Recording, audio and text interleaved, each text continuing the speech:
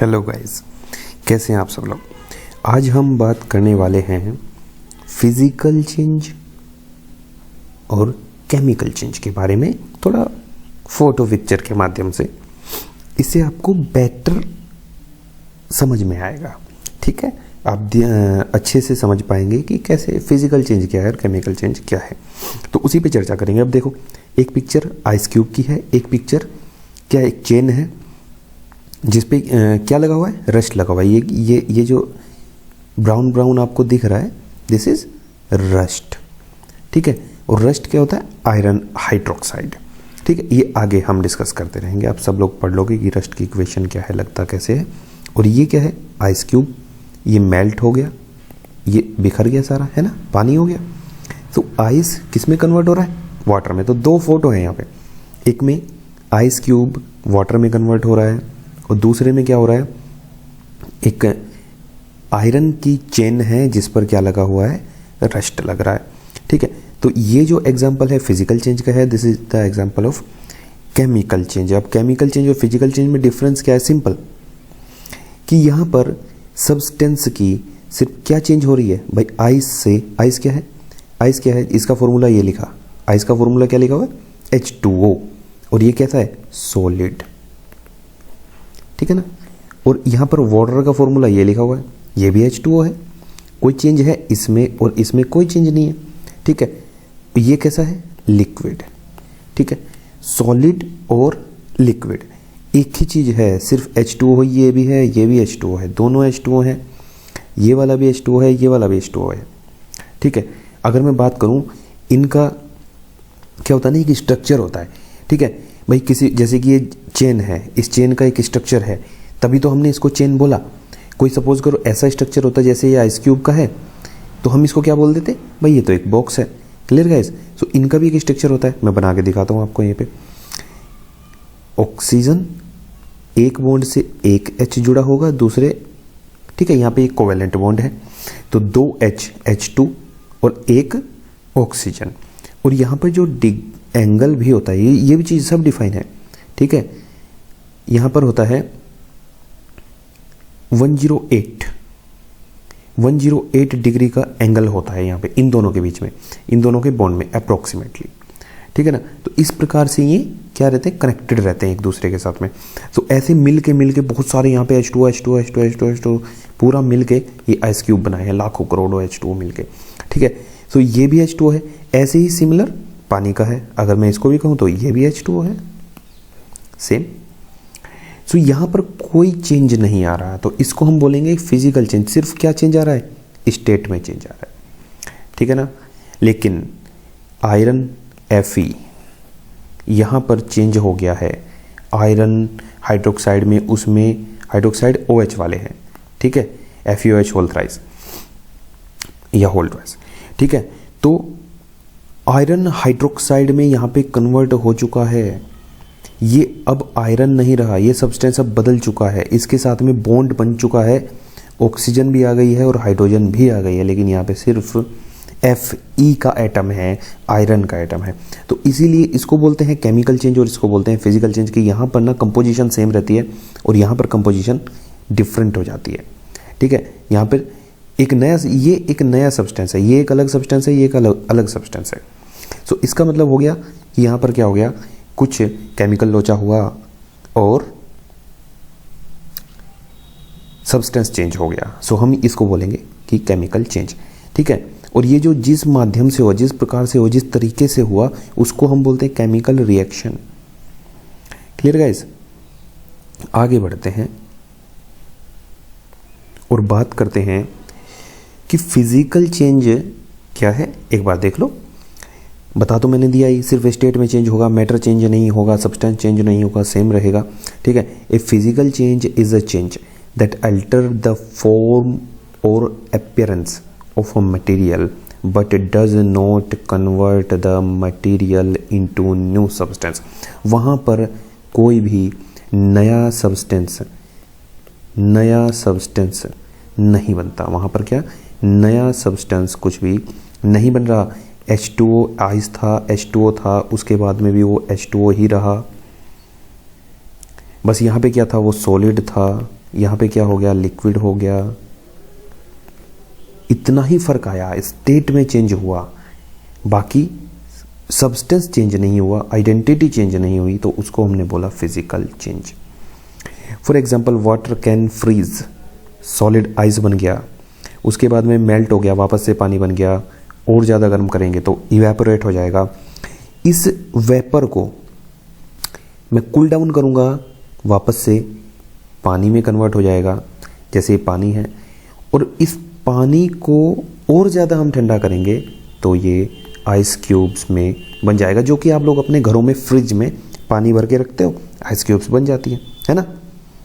यही these are physical changes because they are reversible. Reversible क्योंकि ice water में convert हो सकता है, 4 बार करो, 10 बार करो, 100 बार करो, वाटर आइस में कन्वर्ट हो सकता है, सिमिलर। और एक और स्टेट हो गई स्टीम। स्टीम, ठीक है, स्टीम, स्टीम में भी ये और गर्म करो, इसको ठंडा कर दो, सिंपल, क्लियर गाइस। सो ये रिवर्सिबल है। इसके अपोजिट केमिकल चेंज होते हैं, वो रिवर्सिबल नहीं होते, क्लियर गाइस। अब जैसे कि इस पिक्चर में हम देख पा रहे हैं कि यहाँ पर क्या हो रहा है, कंबशन। कंबशन किसका हो रहा है, लकड़ी है, लकड़ी में आग लगी हुई है, सिंपल, ठीक है ना। सो यहाँ पे कंबशन, क्या ये केमिकल चेंज है या फिजिकल चेंज है? भाई लकड़ी जब जल जाती है तो बचेगा क्या, बचेगा क्या, ऐश, राख, राख बचेगी, है ना, लकड़ी तो नहीं बचेगी। उस राख से आप लकड़ी नहीं बना सकते वापस से। तो ये क्या हुआ, एक एग्जांपल हुआ केमिकल चेंज का। इसमें देखो रोटिंग ऑफ एप्पल, इसमें कीड़े लग गए, ये येलो कलर वाला ना कीड़ा है, खराब हो गया, ये सड़ गया सेब, ठीक है।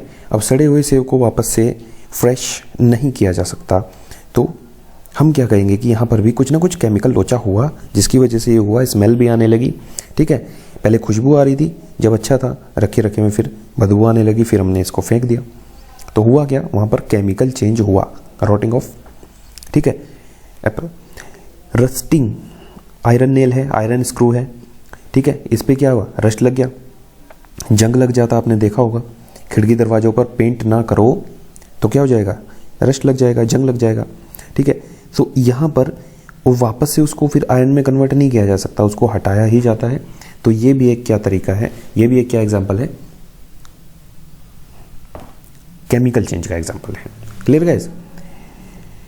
लास्ट, डाइजेशन, आप खाना खाते हो, वो भोजन आपके पेट में जाता है, पच जाता है, ठीक है ना, यही साइकिल चलती रहती है, खाए गए, खाए गए, खाए गए, यही, और एनर्जी हमें मिली।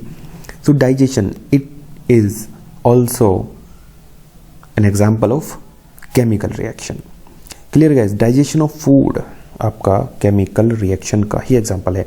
मेल्टिंग ऑफ आइसक्रीम, मेल्ट हो गई, वापस से ठंडी कर लो, फ्रीज कर दो, सेम टेस्ट रहेगा, कुछ नहीं बदलेगा, फिजिकल चेंज, स्टेट में चेंज हुआ। शेडिंग, हमने क्या किया, एक पेपर लिया, एक शीट ली, क्या कर दिया, काट दिया, ठीक है, पेपर ही रहा, कुछ बदला नहीं, कोई नया सब्सटेंस नहीं बना, ठीक है। यहाँ पर सब्सटेंस चेंज हो जा रहा है, यहाँ पर सब्सटेंस जो है हमारा वो चेंज नहीं हो रहा। बॉइलिंग ऑफ वाटर, सिमिलर है, मैं एग्जांपल दे चुका हूँ आपको, पानी को गर्म किया, भाप में कन्वर्ट हो गया, स्टीम को वापस से ठंडा कर लो, वाटर में कन्वर्ट हो जाएगा, ठीक है। चॉपिंग, यहाँ पर टमाटो चॉप हो रहा है, तो कटने के बाद भी टमाटर ही है, कटने से पहले भी टमाटर ही था, clear guys. Chopping of would, अगर हम लकड़ी को काटेंगे, कटने के बाद भी लकड़ी होती है और कटने से पहले भी, लेकिन हमने यहाँ पे जला दी, तो ये केमिकल रिएक्शन हो गया। और अगर हम इसको काटेंगे तो फिजिकल चेंज, वहाँ पर शेप साइज उसका चेंज हो रहा है, क्लियर गाइस। अब कुछ करेक्टरिस्टिक्स देख लेते हैं कि केमिकल चेंज में होता क्या है। भाई फिजिकल चेंज में तो फिजिकल स्टेट चेंज हो गई, कुछ चेंज नहीं हो, सब्सटेंस एज इट इज़ रहा, बस स्टेट चेंज हो रही है, उसका साइज चेंज हो रहा है, ठीक है ना। यहाँ पे क्या हो रहा है, या तो आपको एनर्जी मिलेगी या तो एनर्जी देनी पड़ेगी, या तो लाइट और साउंड मिलेगा, जैसे कि फायर क्रैकर से, ठीक है ना, लाइट मिल रही है, साउंड मिल रहा है, आग लगा दी, ठीक है। मैग्नीशियम रिबन आपका एग्जाम्पल भी है एनसीईआरटी में, जलाएंगे तो डिजलिंग फ्लेम्स के साथ जलता है, ठीक है ना, और एंजियो फॉर्म करता है। Magnesium, burning of magnesium oxygen के साथ जलेगा, MgO का फॉर्मेशन करेगा, ठीक है, और डिजलिंग फ्लेम्स के साथ जलेगा। तो ये क्या है, केमिकल रिएक्शन है। यहाँ पे क्या मिल रही है आपको, हीट मिल रही है। Clear guys. Production of gas, या तो गैस निकलेगी उसमें से। जब आप पटाखे जलाते हैं, दिवाली आ रही है तो दिवाली में पटाखे जलाते हैं तो उसमें से क्या निकलेगा, गैसेस, धुआं निकलता बहुत ज़्यादा, ठीक है, और एक बार स्टार्ट होने के बाद अपने आप ही चलते हैं। और बहुत ज़्यादा हीट, अगर आप उसको संपर्क में आएंगे, हाथ लगाएंगे, टच होएगा, पटाखा आपके हाथ में फट जाए तो क्या करता है, चोट पहुंचाता है, नुकसान देता है बहुत ज़्यादा, है ना, फाड़ देगा स्किन को। ये परमानेंट चेंज होता है। ये कैसा चेंज होता है, ये चेंज कैसा होता है, परमानेंट होता है। अगर आपका फल खराब हो गया, आपकी लकड़ी जो है ना आपने जला दी, जल गई तो वो जल गई, ठीक है ना, वो परमानेंट चेंज है, वापस से आप उसको कन्वर्ट नहीं कर सकते। प्रोडक्शन ऑफ ए प्रेसिपिटेट, ठीक है। प्रेसिपिटेट क्या होता है कि हमने दो सब्सटेंस को रिएक्ट कराया और रिएक्ट कराने के बाद में क्या हुआ, हमें नीचे क्या है ना, एक सॉलिड मिल गया, कुछ भी समथिंग, कुछ भी सॉलिड, ठीक है। आपकी एनसीईआरटी में भी जैसे कि एक एग्जांपल है कि सिल्वर नाइट्रेट है। सिल्वर नाइट्रेट को हम, सिंपल सा एग्जांपल है, AgNO3, ठीक है, सिल्वर नाइट्रेट को अगर हम सोडियम क्लोराइड के साथ रिएक्ट कराते हैं, ठीक है, तो हमें यहाँ पे क्या मिलेगा, सिल्वर क्लोराइड का PPT मिलेगा। Clear guys. PPT मतलब ये नीचे बैठ जाएगा, ठीक है। एक और है आपके इसी में ही है कि हम CuSO4 का एक्वस सॉल्यूशन हम ले रहे हैं और इसकी रिएक्शन हम किससे कराते हैं, इसकी रिएक्शन हम करा रहे हैं जिंक से। तो यहाँ पे आपको ZnSO4 एक्वस में मिल जाएगा, साथ में कॉपर डिपॉजिट हो जाएगा, नीचे बैठ जाएगा, ठीक है। ये तो डिपॉजिट हो जाएगा, आयरन नेल डाल दी, जिंक पे डिपॉजिट हो जाएगा, रिएक्शन ज़्यादा हो गई तो नीचे बैठ जाएगा, ठीक है, ये सॉल्यूशन में आ जाएगा। Clear guys. तो उसको बोलते हैं हम प्रेसिपिटेट। जो सॉलिड है, किसी बीकर में हमने यहाँ पे दो रिएक्ट कराए, ठीक है, सॉल्यूशन है, लेकिन कुछ समय बाद हमें क्या मिलने लगा, यहाँ पे कुछ नीचे बैठने लगा। जैसे मिट्टी घोल देते हैं हम पानी में और वो नीचे बैठ जाती है, बट वहाँ पे केमिकल रिएक्शन नहीं होती, वो सेटल डाउन होता है ग्रेविटी की वजह से। बट यहाँ पे क्या हुआ, सॉलिड नहीं था, दोनों लिक्विड थे, दो लिक्विड आपने मिलाए, ठीक है।